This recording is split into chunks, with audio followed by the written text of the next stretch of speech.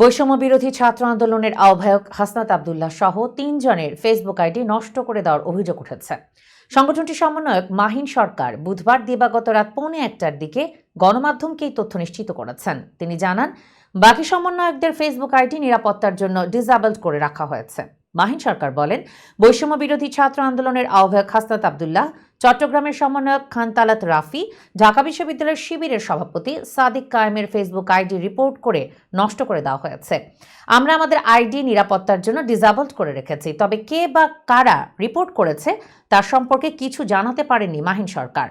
তথ্য ও যোগাযোগ প্রযুক্তি উপদেষ্টা নাহিদ ইসলাম এবং স্থানীয় সরকার, পল্লী উন্নয়ন ও সমবায় উপদেষ্টা আসিফ মাহমুদের ফেসবুক আইডি সচল রয়েছে জানিয়ে মাহিন সরকার বলেন, জাতীয় নাগরিক কমিটির মুখ্য সংগঠক সার্জিস আলম সহ আমরা আমাদের আইডি নিরাপত্তার স্বার্থে ডিসেবল করে রেখেছি। তবে বুধবার দিবাগত রাত 1:30টা পর্যন্ত আসিফ মাহমুদের আইডি না পাওয়া গেলেও তার পেজটি সক্রিয় পাওয়া গেছে।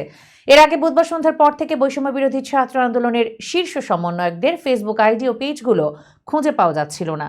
এদিকে উপদেষ্টা নাহিদের পরামর্শক ফাইজ তাইয়েব আহমেদ তার ফেসবুক আইডিতে বুধবার রাত 9টার দিকে এক স্ট্যাটাসে বলেন, যেসব আইডি ডাউন করা হয়েছে সেগুলোর লিঙ্ক দিন।